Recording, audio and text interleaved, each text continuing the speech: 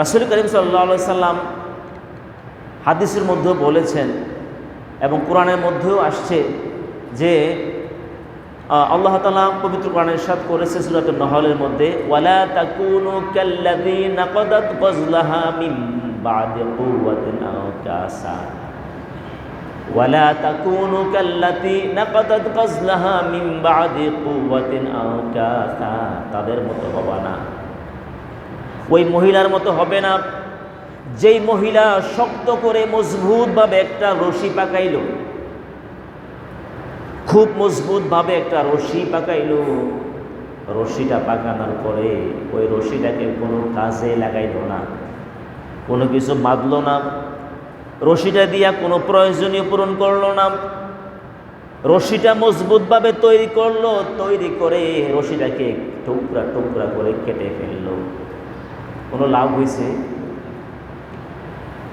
একজন ভদ্র মহিলা মনে করেন রশি পাকাইছে, কোরআনে উদাহরণ এভাবে দিছে, একজন মহিলা রশি পাকাইল, রশি পাকাইয়া ওই রশিটাকে আবার কেটে ফেলে দিল, কোনো কাজে লাগাইল না। ঠিক তদ্রুপ আল্লাহ তাআলা এই উদাহরণ দিয়ে বুঝাইছেন যে একটি মাস যে আমরা রোজা রাখলাম, আল্লাহ বিধিবিধান মানলাম, অন্যায় কাছ থেকে দূরে রইলাম, প্রশিক্ষণ নিলাম, রমজানের পরে আবার আগের মতো অন্যায় কাজ করলাম, আবার গুনার কাছে লিপ্ত হয়ে গেলাম, হালাল উপার্জন করলাম না, মনে যা চায় তা করলাম। বলেন দেখি ওই মহিলার মতো হয়েছে না? যে মহিলা রশি তৈরি করলো, পরে কেটে ফেললো, কোনো কাজে লাগাইল না। ঠিক তদ্রুপ আমরা একটি মাস প্রশিক্ষণ নিলাম, পরবর্তী সময়ভাবে আমি চললাম না, তাহলে ব্যর্থ, কোনো কাজে আসলো না আমার প্রশিক্ষণটা। প্রিয় বন্ধুগণ, এবং আল্লাহ তাআলা আল্লাহ হাবিব সাল্লাল্লাহু আলাইহি ওয়াসাল্লাম ইরশাদ করেছেন যে ইন্না আহাব্বাল আমালি ইলাল্লাহি আদওয়ামাহু ওয়া ইন ক্বাল্লা। আল্লাহর হাবিব ইরশাদ করেন আল্লাহর কাছে প্রিয় আমল হলো যে আমলটা মানুষ সব সময় করে, যদিও কম হয়। এই জন্য আল্লাহর হাবিব এই হাদিস দ্বারা বুঝিয়েছেন সব সময় আল্লাহর বিধিবিধান মেনে নেওয়া। রমজান আসছে, সব জামাতে নামাজ পড়ছে, দান সদকা করছে, ভালো কাজ করছে, উমরাও করে আসছে, অনেক ভালো কাজ করছে, কোরআন তেলাওয়াত করছে। রমজান চলে গেছে, নামাজ পড়লো না, রমজান চলে গেছে, আর হালাল খেলো না, রমজান চলে গেছে, মনে যা চাই তা করলো। আল্লাহর হাবিব বলেছেন এমন আমল আল্লাহ তাআলা গ্রহণ করেন না, আল্লাহ পছন্দ করেন না। আল্লাহ চায় বান্দা সবসময় যেন আল্লাহর বিধিবিধানটা মেনে চলে। এই জন্য প্রিয় ভাইয়েরা, আমরা যেন রমজান মাস যেভাবে আল্লাহর বিধিবিধান মেনে চলেছি, আল্লাহর হুকুমাকে মানার আমরা সচেষ্ট ছিলাম, আমরা যেন পরবর্তী সময়েও যেন আল্লাহর হুকুমাকে মেনে চলতে পারি। এই জন্য আমরা 8টি করণীয় বিষয় আমরা আজকে আলোচনা করব। খুব মনোযোগ দিয়ে আমাদের কথাগুলো আমরা শোনার চেষ্টা করব, বোঝার চেষ্টা করব। নাম্বার 1, তাকওয়া ভিত্তিক জীবন যাপন করব। রমজানে আমরা তাকওয়া অর্জন করেছি এবং তাকওয়া ভিত্তিক জীবন যাপন করতে হবে। ওমান ইয়াত্তাকিল্লাহ ইয়াজআল লাহু মাখরাজা ওয়া ইয়ারযুকুহু মিন হাইসু লা ইয়াহতাসিব। যে ব্যক্তি তাকওয়া ভিত্তিক জীবন যাপন করবে, আল্লাহর ভয় ভীতি অন্তরে থাকবে, আল্লাহর হুকুম আহকাম মেনে চলবে, ইয়াজআল লাহু মাখরাজা, আল্লাহ তাআলা তার চলার পথ সহজ করে দিবেন। সুবহানাল্লাহ। কে সহজ করবেন? যেমন মনে করেন আপনি এমন একটা ব্যবসা করেন যে ব্যবসাটা হারাম, অথবা এমন একটা কাজকর্ম করেন যে কর্মটা কি হারাম। আপনি চিন্তা করতেছেন আমি এটা ছেড়ে দিলে তাকওয়ার পথে আসলে আমি কিভাবে চলবো। আল্লাহ বলে, না বান্দা, তুই যদি তাকওয়ার পথে আসোস, হালাল পথে আসোস, তাহলে আমি তোর পথ চলা সহজ করে দেব এবং পথ বের করে দেব। সুবহানাল্লাহ। এই দায়িত্ব কে নেবেন? আমাদেরকে চেষ্টা করতে হবে, আল্লাহ সুযোগ করে দিবেন, আল্লাহ তৌফিক দিয়ে দিবেন। ওয়া ইয়ারযুকুহু মিন হাইসু লা ইয়াহতাসিব। আপনি অত ভাবতেছেন আমি যদি এই দায়িত্বটা, এই কাজটা না করে আমার রিজিক কেমনে আসবে, এটা ছেড়ে দিলে আমি কেমনে চলবো, আপনি চিন্তা করতেছেন, এই জন্য হারাম কাজটা করে যাচ্ছি না। আল্লাহ বলতেছেন ওয়ায়ারযুকুহু মিন হাইসু লা ইয়াহতাসিব, এমন জায়গা থেকে আল্লাহ তার রিজিকের ব্যবস্থা করবেন যেখান থেকে তার রিজিকের ব্যবস্থাটা হবে তার ধারণাও থাকবে না, সুবহানাল্লাহ, তার কল্পনাও থাকবে না, চিন্তাও করবে না রিজিকটা কিভাবে চলে আসলো। এই ক্ষমতা কার আছে? আল্লাহ আছে। এই জন্য আমাদেরকে তাকওয়া ভিত্তিক চলতে হবে আমার ব্যক্তি জীবন, পারিবারিক জীবন। প্রথমে আমি ব্যক্তিগতভাবে তাকওয়া ভিত্তিক চললে আল্লাহ তাআলা আমার রাখবে না কোনো পেরেশানি, ডিপ্রেশন, আমার কোনো চিন্তা, হতাশা থাকবে না, দুর্দশা থাকবে না। আল্লাহ সব আমার জীবনের পথটা সহজ করে দেবেন, সুবহানাল্লাহ বলে। আর যদি আমরা সামাজিকভাবে, রাষ্ট্রীয়ভাবে তাকওয়া ভিত্তিক চলে, আল্লাহর বিধিবিধান মেনে চলি, ওয়ালাউ আন্না আহলাল কুরা আমানু ওয়াত্তাকাউ লাফাতাহনা আলাইহিম বারাকাতিম মিনাস সামাই ওয়াল আরদি। আল্লাহর বিধান দিয়ে সমাজটা পরিচালিত করলে, আল্লাহর আইন দিয়ে সমাজটা পরিচালিত হলে, দেশটা পরিচালিত হলে আল্লাহ তাআলা নিজে দায়িত্ব নিয়েছেন, আকাশ এবং জমিনের যত বরকতের দরজা আছে আমি সকল বরকতের দরজাগুলো খুলে দিব বান্দার জন্য, সুবহানাল্লাহ। দেশবাসী, পুরা দেশবাসী শান্তি পাবে, সুবহানাল্লাহ। প্রিয় ভাইয়েরা, একটা কথা বলি, আপনি যদি কোরআনের বিধিবিধান তাকওয়া ভিত্তিক চলেন, মনে করেন বিভিন্ন অমুসলিম দেশ আছেন, অমুসলিম দেশও যদি কোরআনের বিধিবিধান মেনে চলে, আল্লাহ ওই দেশও বরকত দিয়ে দিবে, সুবহানাল্লাহ বলেন। আর যদি ঈমান আনে, ধরেন ঈমান আনে নাই, সে কোরআন অনুযায়ী চলে, কোরআন অনুযায়ী অর্থনীতি, কোরআন অনুযায়ী সমাজনীতি, বিচার ব্যবস্থা কোরআন দিয়ে চলে, কিন্তু সে কি আনে নাই? ঈমান আনে নাই। ঈমান না আনলেও সে কীভাবে শান্তি পাবে? আর যদি ঈমান আনে, দুনিয়াতে শান্তি তো পেলেই পরকালে আল্লাহ জান্নাত দিয়ে দিবেন, সুবহানাল্লাহ। বুঝে আসছে কি না? এই জন্য কোরআনের বিধিবিধান, ইসলাম যেটা বলে এটা মানলে একটা অমুসলিম দেশ পর্যন্ত কীভাবে শান্তি পাবে, নিরাপত্তা পাবে। প্রিয় বন্ধুগণ, তাহলে আমরা প্রথম করণীয় কি? তাকওয়া ভিত্তিক জীবনযাপন। বলেন কীভাবে চলতে হবে? তাকওয়া ভিত্তিক। তাকওয়া মানে কি? আল্লাহর সচেতনতা, আল্লাহর বিধিবিধান মেনে সে অনুযায়ী চলা, এটা তাকওয়া ভিত্তিক জীবনযাপন। আমরা যেন প্রতিনিয়ত আমি যে কাজটা করব ইসলাম সমর্থন করে কিনা, আল্লাহ তাআলা সেটাকে পছন্দ করে কিনা, অনুমতি দিছে কিনা, সে বিষয়ে আমরা সবসময় খেয়াল রাখবো, প্রতিটা কর্ম, প্রতিটা ক্ষেত্রে, ইনশাআল্লাহ বলেন। এটা তাকওয়া ভিত্তিক জীবনযাপন। নাম্বার 2, আমরা রমজান মুবারকে অপকর্ম, অপরাধ ছেড়ে দিয়েছি। কার ভয়ে? আল্লাহর ভয়ে। আমরা রমজান মুবারকে অন্যায় কাজ ছেড়ে দিয়েছি। এখন যদি রমজানের পরে অন্যায় কাজ আবার লিপ্ত হয়ে যায়, তাহলে কোনো দাম নাই। এই জন্য দ্বিতীয় করণীয় হচ্ছে আল্লাহর কাছে দোয়া করা, আল্লাহ যে অন্যায় কাজ ছেড়ে দিছি সে অন্যায় কাজে আমাকে আর লিপ্ত করিও না। আমিন বলেন না? এই জন্য দোয়া পড়বেন, সকলে পড়েন, রব্বানা লা তুজিগ কুলুবানা বা'দা ইয হাদাইতানা ওয়া হাব লানা মিন লাদুনকা রাহমা ইন্নাকা আনতাল ওয়াহ্হাব। বলেন না আমিন? পারেন না দোয়াটা? সকলে পড়েন না আমার, রব্বানা লা তুজিগ কুলুবানা বা'দা ইয হাদাইতানা ওয়া হাব লানা মিন লাদুনকা রাহমা ইন্নাকা আনতাল ওয়াহ্হাব। আল্লাহ তাআলা আমাকে ঈমান দিয়েছেন, আমাকে আর বক্র পথে নিয়েন না। আল্লাহ তাআলা আমাকে হেদায়েত দিয়েছেন, আর গোমরাহি পথে নিয়েন না।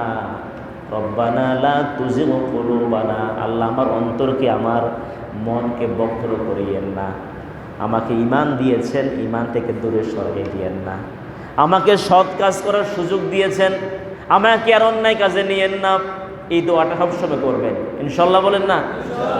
আল্লাহ আমি ভালো পথে আসছি, খারাপ পথে, আল্লাহ আমি চোখের গুনাহ থেকে বাঁচছি রমজান মাসে, আমি অশ্লীল ছবি দেখি নাই, আমি আমার এই চোখ দিয়া আমি অশ্লীলতার দিকে আমি তাকাই নাই। আল্লাহ যেন পরবর্তী সময় যেন আমি এই চোখটাকে হেফাজত করতে পারি, আমিন বলেন না? আল্লাহ আমি এই হাত দিয়ে কারোর প্রতি জুলুম করি নাই, আমি অবৈধ উপার্জন করি নাই। আল্লাহ রমজানের পরেও যেন আমি অবৈধর দিকে আমি না যাই, এভাবে খারাপ পথে না যাই, অশ্লীল পথে না যাই, ঈমান বহির্ভূত কাজে আমি না যাই, কোরআন সুন্নাহর বিরোধী কাজে আমি না যাই। এই জন্য সবসময় দোয়া করবেন, নামাজের পরপর যে কোনো সময়ে দোয়া করবো, রব্বানা লা তুজিগ কুলুবানা বা'দা ইয হাদাইতানা ওয়া হাব লানা মিন লাদুনকা রাহমা ইন্নাকা আনতাল ওয়াহ্হাব। আমিন বলেন। কয়টা করণীয় কাজ গেল? 2টা। প্রথমটা কি বলছি? তাকওয়াভিত্তিক জীবনযাপন। দ্বিতীয়টা কি? দোয়া করবো আল্লাহর কাছে যেন অন্যায় পথে আমি না যাই।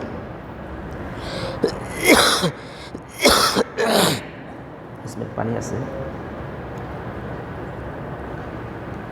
নাম্বার 3, আমরা কোরআন চর্চা অব্যাহত রাখব। কি চর্চা? রমজান মোবারক আলহামদুলিল্লাহ আপনারা মসজিদে কি সুন্দর কোরআনের তালিম ব্যবস্থা করেছেন, এমনকি ঈদের জামাত আপনারা পুরস্কৃত করেছেন। আমি অনেক খুশি হয়েছি, নিজেকে অনেক ধন্য মনে করেছি এত সুন্দর একটা প্রোগ্রামে আমি থাকতে পেরে। আলহামদুলিল্লাহ বলেন না? এই সমস্ত কাজ নিজেকে প্রাউডফুল মনে করতে হবে, এটা ঈমানের দাবি। তো এই যে আপনারা সুন্দর আয়োজনটা করেছেন, কোরআনের খেদমত করেছেন এবং এই কোরআনের শিক্ষা ব্যবস্থা করেছেন, এই কোরআনের খেদমত, এই শিক্ষা সবসময় জারি রাখতে হবে। প্রয়োজনে হাফেজ ইসমাইল আছে, এখানে আপনাদের ইমাম সাহেব আছে, এবং অথবা কোনো আলেমের মাধ্যমে যদি এরকম ক্লাস কন্টিনিউ রাখতে পারেন, সপ্তাহে 3 দিন হোক, 2 দিন হোক, পারলে প্রতিদিন, এতে অনেক উপকার হবে। এরপরে আপনি নিজে কোরআন পারেন, অর্থ সহ পড়বেন। যেমন যারা আমরা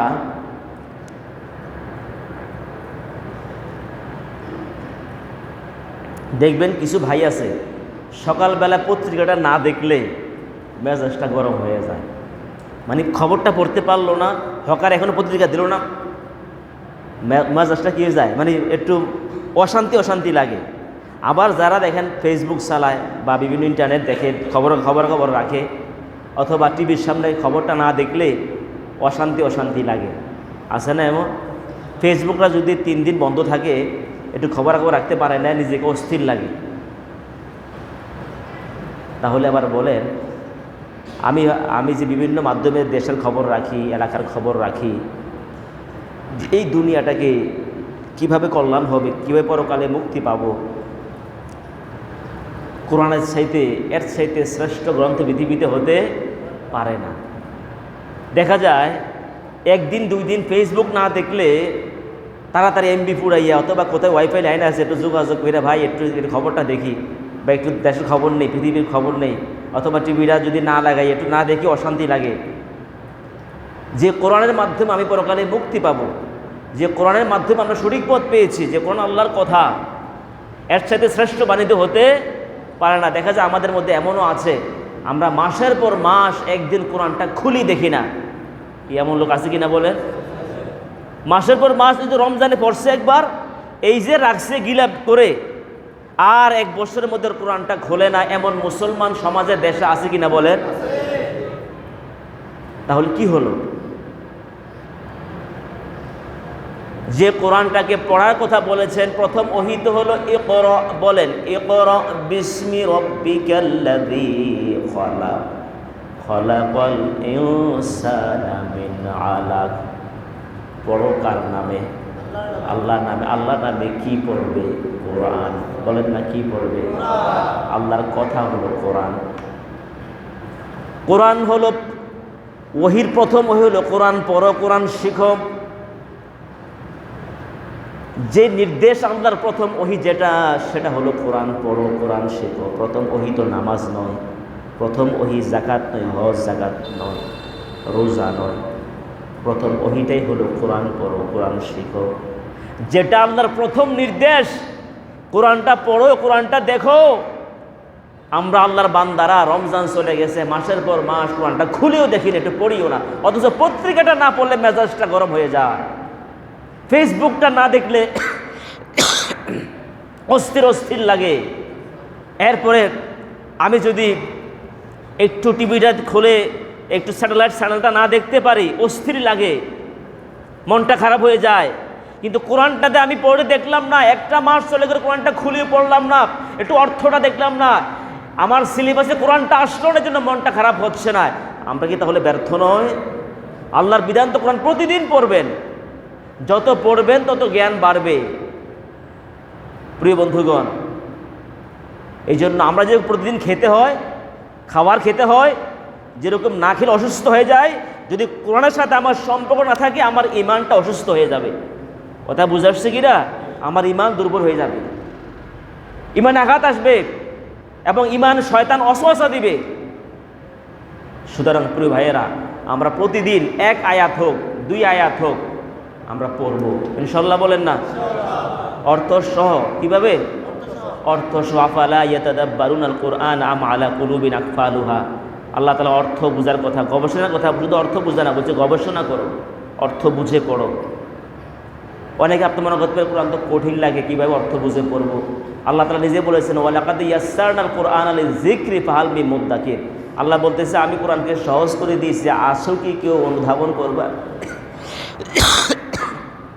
সহজ করে দিয়েছে কে বলছেন? বা সহজ না হইলে পৃথিবীর কোনো কিতাবের হাফেজ নাই, আছে নাকি? শিখলে হয়তো শিখছে, পরীক্ষাগুলোকে আবার ভুলে গেছে, কিন্তু পৃথিবীর একটা কিতাবের হাফেজ সারা পৃথিবীতে, আলহামদুলিল্লাহ বলেন না? সেটা কি? আল কোরআন। এবং আল্লাহ মুখস্থ রাখার মতো সে যোগ্যতাও দিয়ে দিয়েছে। ছোট্ট একটা বাচ্চার ব্রেনে আল্লাহ কোরআনটা মুখস্থ রেখে দিচ্ছে, সুবহানাল্লাহ বলেন না? শুধু এই সহজটা করছেন কে? তা আল্লাহ বলছে আমি কোরআনকে সহজ করে দিয়েছি বুঝার জন্য। আপনি বলেন কি কোরআন বুঝবো না? এটা আলেম ওলামা বুঝবে, হুজুররা বুঝবে, আমরা কোরআন বুঝবো না। এই মানসিকতা যারা প্রকাশ করবে তাদের মানসিকতা কোরআনের সাথে সাংঘর্ষিক হলো কিনা বলেন দেখি? সাংঘর্ষিক হলো কিনা? যেখানে আল্লাহ বলছেন কোরআন সহজ করে দিছি, আপনি আমার কোরআন বুঝতেন না, না এটা বলা যাবে না। আল্লাহ কোরআন বোঝার জন্য নির্দেশ দিয়েছেন, শুধু এই নির্দেশ উলামায়ে কেরামদেরকে না, সবাইকেই দিয়েছেন নাকি? এই জন্য আমরা প্রতিদিন 1টা আয়াত হলো 2টা আয়াত হলো আমরা অর্থ সহ পড়ার চেষ্টা করব ইনশাআল্লাহ, বলেন? এই কয়টা করণীয় কাজ গেল? 3টা। প্রথমে কি বলছি? তাকওয়া ভিত্তিক, কিন্তু মুখস্থ রাখতে হবে। প্রথমটা কি বলছি? তাকওয়া ভিত্তিক জীবনযাপন। 2 নম্বর কি বলছি? দোয়া করতে হবে। 3 নম্বর কোরআন চর্চা করতে হবে। সারা বছর কোরআন চর্চা করব ইনশাআল্লাহ, বলেন?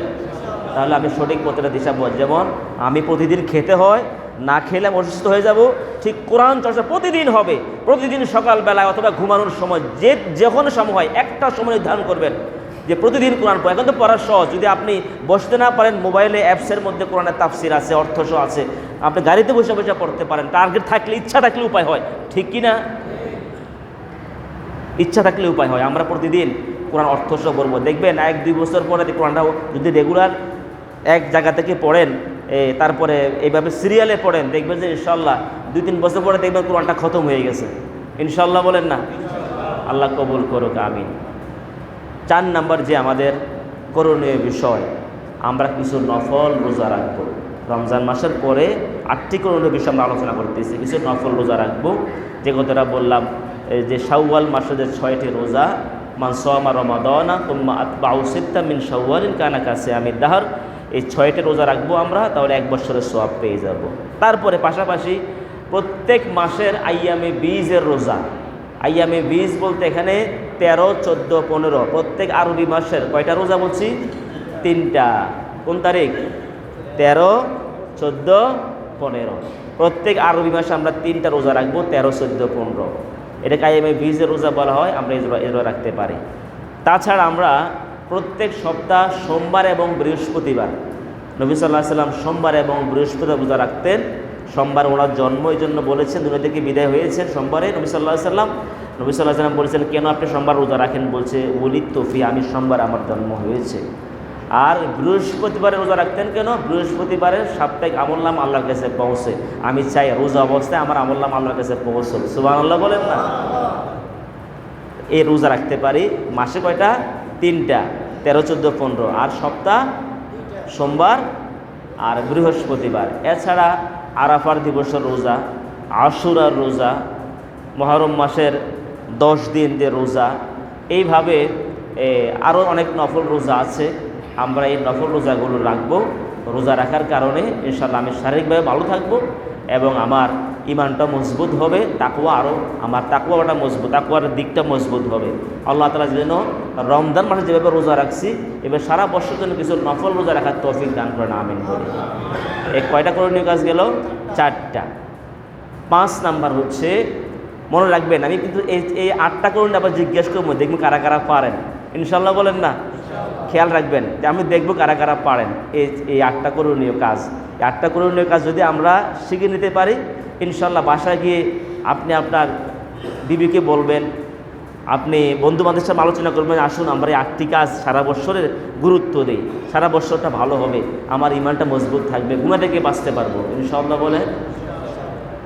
5 নাম্বার হচ্ছে আমরা জামাতের সাথে 5 ওয়াক্ত নামাজ পড়ব ইনশাআল্লাহ বলে। কিসের সাথে?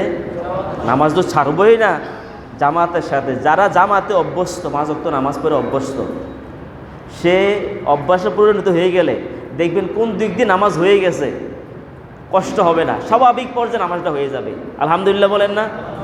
আর যদি কোনো কারণে নামাজ না পড়ে এশার সময় এশার নামাজ না পড়ে শুয়ে গেছেন বলে মনের অজান্তে, হঠাৎ মনে হয়েছে আরে আমি তো এশার নামাজ পড়ি নাই, দেখবেন যে লোকটা 5 ওয়াক্ত নামাজি, ওর ঘুম আসবে না, ঠিক কি না? যে ইমানদার তার কি আসবে না? ঘুম আসবে না। সে অসুস্থ হইল, সে উঠে অজু করে কষ্ট হইল, নামাজটা পড়ে তারপরে শুইবে, ঠিক না? ঠিক। এটা কিসের লক্ষণ? ইমানদারের লক্ষণ। আলহামদুলিল্লাহ বলেন না? ওয়ারকাউ মা'র রাকিঈন, রুকুকারীদের সাথে রুকু করো, জামাতে নামাজ পড়ো, আল্লাহর বিধান। নবী সাল্লাল্লাহু আলাইহি ওয়াসাল্লাম বলেছেন, লাকাদ হামামতু আন আমুরা ফিতিয়াতি ফায়াজমাউল হাজমান সুম্মা আতি কওমান ইউসাল্লুনা ফি বুয়ুতিহিম লাইসা ফি ইল্লাহ, এর আখির হাদিস। নবীজি বলছেন, যারা জামাতে নামাজ পড়লো না, মসজিদে আসলো না, আজান হলো, ঘরে নামাজ পড়ছে, বাড়িঘর জ্বালিয়ে দিই, এইভাবে ধমক দিয়েছেন। সুতরাং বিভিন্ন হাদিস কোরআন থেকে আমরা বুঝতে পারছি যে বিনা কারণে জামাত তরক করলে কবিরা গুনাহ হবে। আমাদের এই যে 5ম করণীয় কাজ হলো ইনশাআল্লাহ আমরা রমজানের পরবর্তী সারা বছর আমাদের জামাতের সাথে আমরা 5 ওয়াক্ত নামাজ পড়ব ইনশাআল্লাহ বলেন। কি পড়বেন তো ইনশাআল্লাহ? আল্লাহ কবুল করুক, আমিন বলেন না? এই কয়টা কাজ গেল মনে আছে কি না? প্রথম কি বলছি? তাকওয়া ভিত্তিক জীবনযাপন। 2 নম্বর কি বলছি? দোয়া করবেন। দোয়াটা মনে আছে কি না? রব্বানা লা তুযিগ কুলুবানা বা'দা ইয হাদাইতানা ওয়া হাব লানা মিন লাদুনকা রাহমা ইন্নাকা আনতাল ওয়াহ্হাব। 3 নম্বর কাজ কি বলছি বলেন? কোরআন চর্চা করবেন। আলহামদুলিল্লাহ বলেন। 4 নম্বর কি বলছি? নফল ও রোজা। 5 নম্বর জামাতের সাথে 5 ওয়াক্ত নামাজ। এই কয়টা গেল? আর হচ্ছে কয়টা? শিখবেন তো ইনশাআল্লাহ। সবাই কিন্তু মুরব্বীরা বলতে হবে, মনে রাখেন, মনে থাকলেই তো আমলের সহজ হবে। আমরা তো এখানে আসছি কিছু শিখার জন্য, জানার জন্য, নিজের পরিবর্তনের জন্য। প্রিয় ভাইয়েরা, নিজের যে কথাগুলো বলি, যদি মনে করে যে আমার তো হুজুর মনের বিরুদ্ধে কথা বলতেছেন, দেখবেন যে কোরআন সুন্নাহ ভিত্তিক কিনা, তাহলে মেনে নেবেন। আপনার মনের বিরুদ্ধে হলে তো কিছু করার নাই, মেনে নেবেন কোরআন সুন্নাহ ভিত্তিক কিনা। এমনও বক্তব্য আছে আমি বক্তব্য দিই আমার মনের বিরুদ্ধে, কারণ আমি যখন বক্তব্য দিয়ে ওয়াজ করি আমার নিয়ত থাকে ওয়াজটা আমি আমার জন্য করি, কারণ আমি তো এমন মানুষ, আমারও ভুলভ্রান্তি নাকি নাই? কে বলতে পারবেন ভুলভ্রান্তি নাই? তাহলে আমি যখন বক্তব্য রাখি আমি নিয়ত করি আল্লাহ এই বক্তব্যটা আমি আমাকে বলতেছি, এরপরে যদি এই কথাটা অন্যরা শুনে উপকৃত হয় আলহামদুলিল্লাহ, আল্লাহ যেন আমাকে হেদায়েত দেয়, আপনাদেরকেও হেদায়েত দেয়, আমিন বলেন। কয়টা আমল গেল? 5টা। 6 নম্বর আমল হচ্ছে রিজিক, হালাল রিজিক কামাই করব। বলেন কি রিজিক? হালাল রিজিক। তলাবু কাসবিল হালালে ফরিদাতুন বাদাল ফরিদা। হালাল পথে নামাজ যেমন ফরজ, আজকে জুমার নামাজ আসছে যেমন ফরজ, ফজরের নামাজ পড়লাম যেমন ফরজ, 5 ওয়াক্ত নামাজ যেমন ফরজ, হালালভাবে সম্পদ উপার্জন করা, রিজিক সন্ধান করা তেমন ফরজ। শুধু ফরজ না, আমি মনে করি সকল ফরজের মূল, কারণ হালাল রিজিক না হলে যদি আপনার ইনকামটা আয় রোজগার হারাম হয়, আপনার নামাজ কবুল হবে না, রোজা কবুল হবে না, হজ কবুল হবে না, দান সদকা কোনোটাই কবুল হবে না। ইন্নাল্লাহ তাইয়্যিবুন লা ইয়াকবালু ইল্লা তাইয়্যিব। আল্লাহ তাআলা নিজে পবিত্র ছাড়া, পবিত্র মাল ছাড়া আল্লাহ গ্রহণ করে না। যদি হালাল রিজিকটা, ইনকামটা হালাল না হয়, কোনো আমল তো কবুল হবে না। এই জন্য আমাদের 6 নম্বর করণীয় হচ্ছে রমজান মুবারকের পরবর্তীতে সমাজে করণীয়। রমজান মাসে যেমন হারাম খাই নাই, হারাম থেকে বেঁচে রয়েছি, রমজানের পরবর্তীতেও হারাম উপার্জন থেকে বেঁচে থাকবো, হালাল উপার্জন করব। সুদের সাথে সম্পৃক্ত হবে না, ঘুষের সাথে সম্পৃক্ত হবে না, দুর্নীতি করবো না, কারো জায়গা জমি দখল করবো না। চেষ্টা করব প্রয়োজনে আলুর ভর্তা ডাল দিয়ে ভাত খাবো, প্রয়োজনে সবজি দিয়ে ভাত খাবো। তারপরও আল্লাহ যেন আমাদের মুখে হারাম না ঢুকায়, আমিন বলেন। আমিন। প্রয়োজনে করে ঘরে থাকবো, তারপরে যেন আল্লাহ আমার উপার্জনটা হারাম না ঢুকে। লা ইয়াদখুলু জান্নাতা জাসাদুন গুযিয়া বিল হারাম, যদি উপার্জনে হারাম ঢুকে যায় জান্নাতে যাওয়া যাবে না, জাহান্নামে জ্বলতে হবে। প্রিয় ভাইয়েরা, ভয়ঙ্কর আগুনে আমাদেরকে জাহান্নামের শাস্তি ভোগ করতে হবে। এই জন্য আপনি যদি চেষ্টা করার রিজক মাকসুদ রিজিক নির্ধারিত, কি পরিমাণ সম্পদের মালিক হবেন। সবাইকে কিন্তু আল্লাহ একরকম সম্পদ দেয় না, ঠিক কি না? এক একজনকে এক এক রকম দেয়, এটা আল্লাহর রহমত। আলহামদুলিল্লাহ বলেন না? যদি এমন হতো আপনি যেমন কোটি কোটি টাকার মালিক, যদি সবাই কোটি টাকার মালিক হতো, তাহলে আপনার বাথরুম পরিষ্কার করতো কে? লাকসাম থেকে বাড়িতে অটো দিয়ে আসেন, তা আপনি যেমন কোটিপতি, যদি সবাই কোটিপতি, কে অটো চালাইতো? যদি সবার আল্লাহ কোটিপতি বানাইতো, তাহলে কিন্তু সমাজে চলাটা মুশকিল হয়ে যেত, মুসিবত হয়ে যেত। একটু পার্থক্য এই জন্য করেছেন যাতে একটা ভারসাম্য থাকে। সুবহানাল্লাহ বলেন না? এই জন্যে তো যিনি সম্পদশালী তিনি যারা অসৎ হবে দয়া দেখাতে হবে। কারণ আল্লাহ আপনাকে সম্পদশালী বানাইছে বলে তাদের উপরে জুলুম করতে পারবেন না, আপনাকে ক্ষমতা দিয়েছে বলে জুলুম করতে পারবেন না। আল্লাহ একটা পরিবেশ তৈরি করার জন্য, ভারসাম্য রক্ষার জন্য উঁচু নিচু করেছেন। কিন্তু সম্মানের ক্ষেত্রে ইন্না আকরামাকুম ইনদাল্লাহি আতকাকুম, তোমাদের মধ্যে উত্তম সম্মানিত তিনি যিনি তাকওয়াবান, যিনি আল্লাহর বিধিবিধান মেনে চলে, তিনিই শ্রেষ্ঠ। সুবহানাল্লাহ। এখানে এই কথা বলে নাই যিনি ঢাকা শহরে 2টা বাড়ি আছে, কুমিল্লাতে 1টা বাড়ি আছে, তিনি শ্রেষ্ঠ, এটা বলছেন? কি বলছেন? যিনি আল্লাহর ভয়ভীতি, আল্লাহর বিধিবিধান মেনে চলে, তিনিই শ্রেষ্ঠ মানুষ। সুবহানাল্লাহ বলেন না? এই জন্য আমরা কেউ কাউকে প্রতিপন্ন করবেন না, ছোট মনে করবেন না। আপনি হয়তো বড় শিক্ষিত, বিসিএস করেছেন, ডক্টরেট করেছেন, ওই লোকটা তো লেখাপড়া করে নাই, কিন্তু দেখা যায় ওই লোকটার আমলনামা বা তার সততা আল্লাহ এমনভাবে পছন্দ করছেন, আপনি বিশাল আপনার শিক্ষা দীক্ষা, আপনার সার্টিফিকেট, অনেক কিছু আপনার অর্জন হয়েছে, আপনি দেশে বিদেশ থেকে অনেক সার্টিফিকেট নিয়েছেন, ডক্টরেট নিয়েছেন, অনেক কিছু নিয়েছেন, কিন্তু দেখা যায় আল্লাহর কাছে আপনি সম্মানিত হতে পারলেন না। ব্যর্থ নয়? ব্যর্থ। এই জন্য আল্লাহর কাছে যে সম্মানিত হতে পারবে সেই সফল। সুবহানাল্লাহ বলেন না? এই জন্য প্রিয় ভাইয়েরা, আমরা যে পর্যায়ে আছি আমরা হালাল খাবো ইনশাআল্লাহ। বলেন আমরা কি খাবো? হালাল খাবো। যে পর্যায়ে আছি ইনশাআল্লাহ আমার রিজিকে আল্লাহ, আমার বরাদ্দুল্লাহ যা রাখছে তা আমাকে দিবে, ঠিক কি না? আমি যদি হালাল ভাবে চেষ্টা করি, আর রিজক মাকসুম, রিজিক নির্ধারিত, আল্লাহ যা বরাদ্দ আছে তা আল্লাহ দিবেন, অবশ্যই দিবেন, কিন্তু চেষ্টা করতে হবে। কী করতে হবে? এই জন্য আল্লাহর বিধান, ফাইজা কুদিয়াতিস সালাত ফান্তাশিরু ফিল আরদে, যখন তোমরা নামাজ শেষ করে ফেলবা জমিনে ছড়িয়ে পড়ো। জমিন মানে কি? ব্যবসা বাণিজ্য, চাকরি বাকরি, যার যেটা আছে হালালভাবে চেষ্টা করো, আমি আল্লাহ দিয়ে দেব। সুবহানাল্লাহ। এই জন্য হালালভাবে সম্পদশালী হতে পারলে আর তাকিউল গনি, ওই মুত্তাকি ধনী আল্লাহর প্রিয় মানুষ হতে পারবে। সুবহানাল্লাহ, সুবহানাল্লাহ। প্রিয় বন্ধুগণ, এই জন্য আমাদের এটা কত নম্বর করণীয় বলছি? 6 নম্বর করণীয়, যে আমরা কোনো অবস্থাতে হারাম খাবো না ইনশাআল্লাহ। বলেন সিদ্ধান্ত নিয়েছেন? সফল হবো ইনশাআল্লাহ, সফল হতে পারবো ইনশাআল্লাহ। এ কয়টা করণীয় গেল? 7 নম্বর করণীয়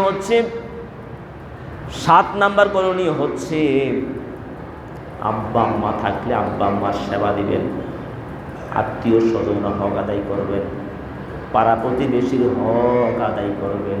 সুবহানাল্লাহ। সমাজে শান্তি হবে না? শান্তি হবে না? পাড়া প্রতিবেশীর হক, আত্মীয়তার হক, আব্বা আম্মার হক।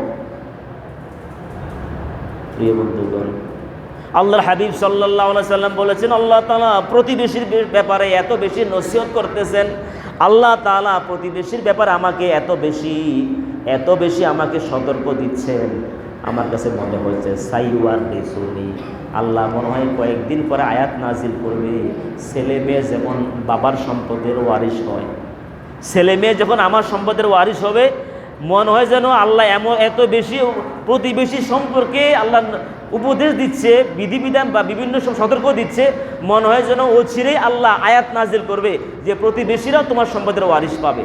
আল্লাহু আকবার বলেন। আপনি মারা গেলে মূলত আপনার সম্পদের ওয়ারিশ পাইব কে? ছেলে মেয়ে যারা আপনার ওয়ারিশ, তারাই তো পাবে, অন্য তো পাবে না। নবী সাল্লাল্লাহু আলাইহি সাল্লাম এত গুরুত্ব দিয়েছেন, আল্লাহ এত বেশি বলতেছেন, না জানি ওয়ারিস বানাই ফেলে। সুতরাং প্রিয় ভাইরা, কেউ যদি প্রতিবেশীর কষ্ট দেন, আপনার ইবাদত কবুল হবে না। কষ্ট কে দেন না দেন সবার জানা আছে। আপনার একটা বকরি আছে, আপনি জানেন এটা ছেড়ে দিলে একজন প্রতিবেশী তার ক্ষেত নষ্ট করবে, কেন ছাড়লেন? এটা আপনার অপরাধ। প্রতিবেশী যেন কষ্ট না পায়, এটা রমজান থেকে আমাদের পরবর্তী সময় শিক্ষা, যে আমার দ্বারা যেন আমার প্রতিবেশী কষ্ট না পায়, আমার আত্মীয়স্বজনের হক যেন আমি আদায় করি, আর আব্বা আম্মার খেদমতের ক্ষেত্রে যেন আমি ত্রুটি না করি। কারণ আত্মীয় স্বজন, আব্বা আম্মা, আমার যারা আমার ভাই, আমার বোন, এর চাইতে বড় আত্মীয় কেউ আছে নাকি ভাই? যদি আব্বা আম্মাকে, আত্মীয় স্বজনকে সেবা দেন, পাড়া প্রতিবেশী খাওয়ান, আল্লাহ তাআলা 2 ধরনের বরকত দিবেন। সুবহানাল্লাহ। কয় ধরনের বরকত? একটা হচ্ছে আপনার রিজিক আল্লাহ বাড়ায় বরকত দিয়ে দিবেন, 2 নম্বর হচ্ছে আল্লাহ আপনার হায়াতের মধ্যে বরকত দিয়ে দিবেন। হায়াতে বরকত মানে যে হায়াত আল্লাহ আপনাকে দিয়েছে, হায়াতে অনেক নেক আমল আল্লাহ করার তৌফিক দিয়ে দিবেন। আর রিজিকে বরকত, আপনি যেই পরিমাণ আত্মীয় স্বজনের পিছনে খরচ করছেন, পাড়া প্রতিবেশীর পিছনে খরচ করছেন, আব্বা আম্মার জন্য খরচ করছেন, আল্লাহ তাআলা 1000 গুণ বেশি আল্লাহ আপনাকে দিয়ে দিবেন। সুবহানাল্লাহ। এই জন্য প্রিয় ভাইয়েরা, আমরা যেন আমাদের আব্বা আম্মা, আত্মীয় স্বজন, প্রতিবেশীর হক আমরা আদায় করি। এই কয়টা কাজ গেল? 7টা। বলতে পারবেন 7টা? প্রথম কি বলছি? তাকওয়া ভিত্তিক জীবনযাপন। 2 নম্বর দোয়া করতে হবে। 3 নম্বর কোরআন চর্চা করব। 4 নম্বর নফল রোজা রাখবো সারা বছরে যতটুকু সম্ভব হয়। 6 নম্বর কত গেছে? 4। 5 নম্বর 5 ওয়াক্ত নামাজ জামাতে পড়বো ইনশাল্লাহ, বলেন না?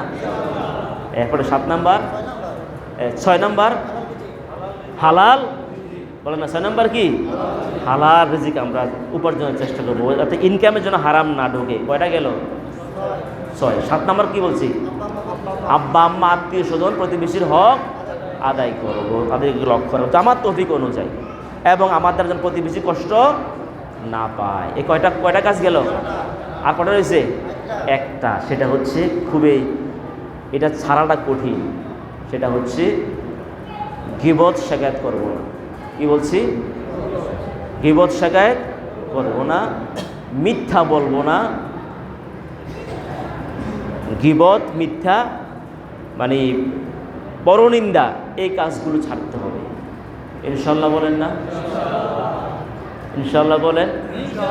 গীবতের কথা আগেও বলছি, কারোর বিরুদ্ধে যদি দুর্চর্চা করেন, তাকে সংশোধন না করে, ব্যক্তিগত না ডেকে, এগুলা গীবত, তাহলে তার আমলনামা আপনার, তার আমলনামা, তার যে নেক গুনাহগুলো আপনার আমলনামায় চলে আসবে, আপনার নেকগুলো চলে যাবে কার আমলনামায়? কথা বুঝে আসছে কি না? আপনার কেউ সমালোচনা করলো, আপনার সমালোচনা করলে আপনার আমলনামা আরও বেড়ে যাবে, তার আমলনামা চলে আসবে, আপনার গুনাহগুলো চলে যাবে। সুতরাং কারো বিরুদ্ধে যদি আপনি সমালোচনা করেন, হ্যাঁ, যদি ঘটনমূলক সমালোচনা কেমন হয়, তাকে ডেকে এনে তাকে বুঝাইলেন। মুসলমানরা আয়নার স্বরূপ, কাল মেরাত মানে আয়নার স্বরূপ, আয়নার সামনে দাঁড়াইলে যেরকম আয়না বলে দেয়, টুপি ঠিক করো, বুতাম লাগাও, দাঁড়িয়ে আশ্রাও, আয়না বলে কি না? বলে কি না? এই যেটা বলে যে আপনি শুনেন, আর কেউ কিন্তু শুনে না। আপনি তো আপনার প্রতিবেশী একজন ভাই, একসাথে জব করেন, সে আপনার দিনী ভাই, অথবা এক এলাকা থাকেন, তার কোনো অন্যায় দেখছে, তাকে ডেকে এনে নীরবে তাকে সংশোধন করাই দিবেন, এটা ইমানের দায়িত্ব। যদি তা না পারেন, তার আব্বাকে গিয়ে বলবেন, তার উস্তাদকে গিয়ে বলবেন, অথবা যাকে বললে সংশোধন করা যায়, তাকে সংশোধন করতে পারবে, তার কাছে গিয়ে খবরটা জানিয়ে দিবেন, তার অপরাধগুলো জানিয়ে দিবেন। এটা কি হবে না? গীবত হবে না। বুঝাচ্ছে কি না? বুঝাচ্ছে কি না? আর যদি এমন জালেম হয় যে তার কাছে যাওয়া যাবে না, যদি এমন জালেম হয় কাছেও যাওয়া যাবে না, তার বিরুদ্ধে গিয়ে তার সামনে প্রশ্নের কোনো সুযোগ নাই, সে হলো বড় ধরনের জালেম, আন্তর্জাতিক জালেম, অত্যাচারী, তখন তার বিরুদ্ধে পত্র পত্রিকা, মিডিয়াতে, বক্তব্যতে বলা যাবে, এতে কোনো অসুবিধা। এটা কিন্তু গীবত না। বুঝাচ্ছে কি না? প্রিয় বন্ধুগণ, এই জন্য আমরা দুর্চর্চা করবো না, আর মিথ্যা বলবো না। কি বলবো না?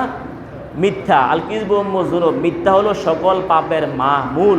অর্থাৎ একটা মিথ্যা কথা ঢাকতে হলে আরও শত মিথ্যা কথা বলতে হয়। যদি মামলাটাই মিথ্যা হয়, এই মামলাটা এগেইনস্টে উকিল যত পৃষ্ঠা লিখবে, ওগুলো কী হবে?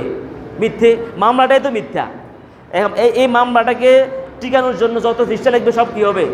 মিথ্যা হবে। সুতরাং মিথ্যা টানে, এই জন্য বলছে উম্মু যুনুব, মিথ্যা হলো পাপের মা। মা থেকে যেরকম সন্তান হয়, একটা মিথ্যা থেকে 1000 মিথ্যা বের হয়। নাউজুবিল্লাহ বলেন না। এই জন্য আমরা এগুলার এই গীবত শিকায়ত মিথ্যা পরিহার করব ইনশাআল্লাহ। বলেন এই কয়টা কাজ ছাড়বো? এবার আপনারা জবাব দিবেন। তাহলে আজকের এই আলোচনা সার্থক হবো আমরা। প্রথম কি বলছি? তাকওয়া ভিত্তিক জীবনযাপন। নাম্বার 2 দোয়া করব। নাম্বার 3 কোরআন চর্চা করব। আলহামদুলিল্লাহ, আপনি ভালো শিখছেন। নাম্বার 4 নফল রোজা রাখবো। নাম্বার 5 ওয়াক্ত নামাজ জামাতে পড়ব। নাম্বার 6 হালাল রিজিক। নাম্বার 7 আব্বা আম্মা আত্মীয় প্রতিবেশীর হক আদায় করব। নাম্বার 8 গীবত শিকায়ত পরনিন্দা মিথ্যা আমরা পরিহার করব ইনশাআল্লাহ। বলেন এবার বলেন দেখি, 8টা কাজ করলে সমাজে শান্তি আসবে না? শান্তি আসবে না? জাতীয় ঐক্য তৈরি হবে না? এদেশে ইসলাম প্রতিষ্ঠা হবে না? নিশ্চয় হবে। আসুন আমরা এই 8টি কাজে বলি যত্নবান। আল্লাহ কবুল করুক, আমিন বলে জোরে কর না আমিন।